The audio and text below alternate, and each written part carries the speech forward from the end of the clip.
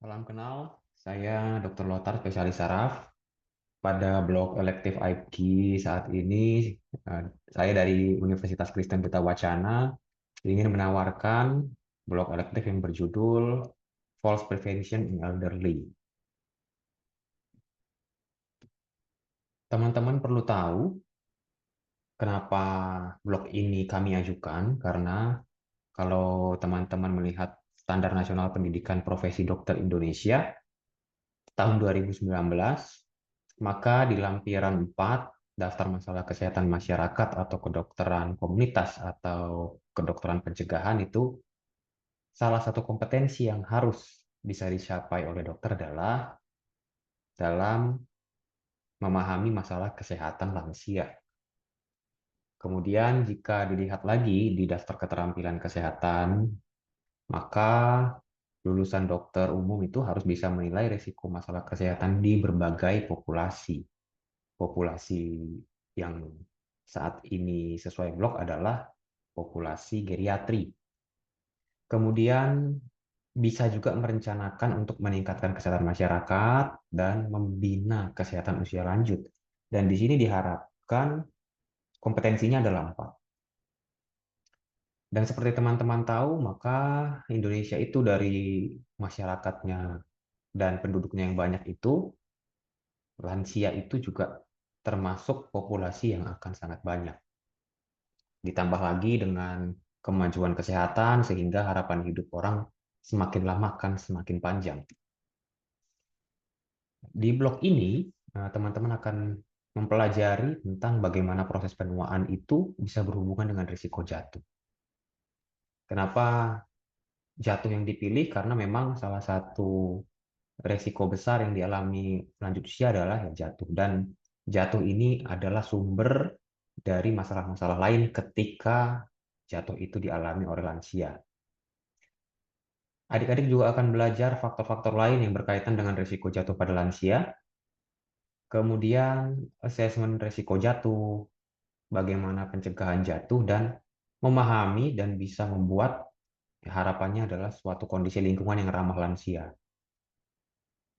Nah, bukan hanya itu saja, ketika ada lansia yang jatuh, bagaimana menangani dan bisa memahami komplikasi yang mungkin terjadi setelah jatuh.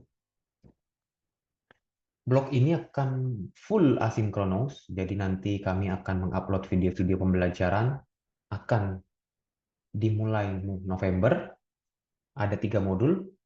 Modul yang pertama, adik-adik akan fokus pada aging proses, di mana bagaimana mekanisme penuaan, bagaimana perubahan fisiologis itu berkontribusi terhadap jatuh pada lansia, perubahan psikologi itu berkontribusi terhadap jatuh pada lansia, dan juga bagaimana perubahan karena usia ini mempengaruhi farmakodinamik dan farmakokinetik.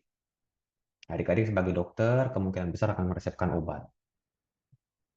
Obat-obatan ini mungkin akan meningkatkan risiko jatuh. Maka di modul 2 akan dipelajari faktor-faktor lain selain perubahan tadi yang mungkin bisa mempengaruhi risiko jatuh.